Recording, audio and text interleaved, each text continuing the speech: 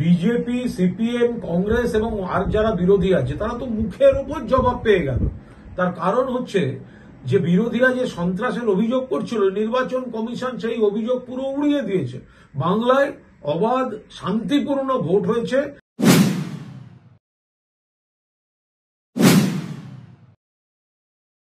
BJP, CPM, Congress এবং আর যারা বিরোধী আছে তারা তো মুখের উপর জবাব পেয়ে গেল। তার কারণ হচ্ছে যে বিরোধীরা যে সন্ত্রাসের অভিযোগ করছিল, নির্বাচন কমিশন সেই অভিযোগ পুরো উড়িয়ে দিয়েছে। বাংলায় অবাধ শান্তিপূর্ণ ভোট হয়েছে। এই সন্ত্রাসের অভিযোগ মিথ্যা, অভিযোগের কোনো মান্যতা পায়নি, কোনো সত্যতা পায়নি নির্বাচন কমিশন।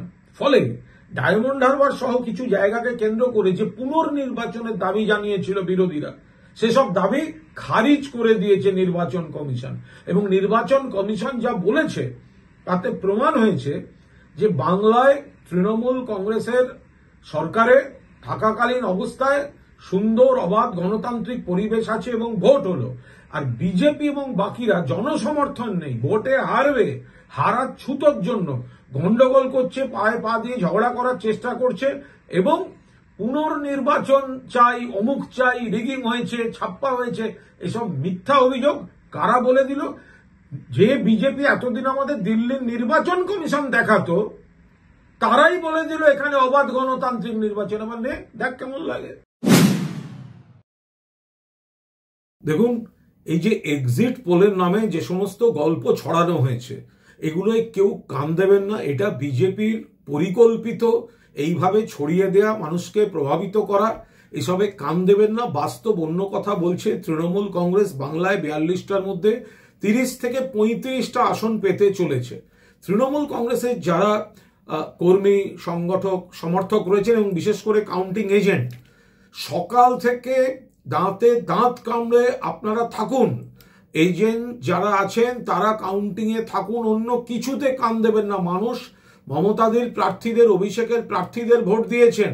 2 নম্বর হচ্ছে যারা সমর্থক, চারপাশে যারা টিভি দেখবেন, চারপাশের খবর পাবেন, খেয়াল রাখবেন এক একটা লোকসভায় গড়ে 7টা বিধানসভা কেন্দ্র থাকে। 7টা, গড়ে 7টা বিধানসভা কেন্দ্র থাকে। ফলে এমন কিছু খবর আসছে যেখানে হয়তো যে 2-4টেতে কিছু কোন জায়গায় বিরোধীদের লিড থাকার কথা বা বিরোধীরা একটু ভালো করছে, সেইগুলো আগে কাউন্ট করিয়ে একটা তৈরি করার চেষ্টা হবে যে অমুক এগিয়ে, অমুক এগিয়ে। এগুলো মাথায় আনবেন না, কারণ পরে দেখা যাবে আর একটা কেন্দ্র খুললেই তৃণমূল সেটা মেকআপ করে লিড নিয়েছে, জিতে যাচ্ছে।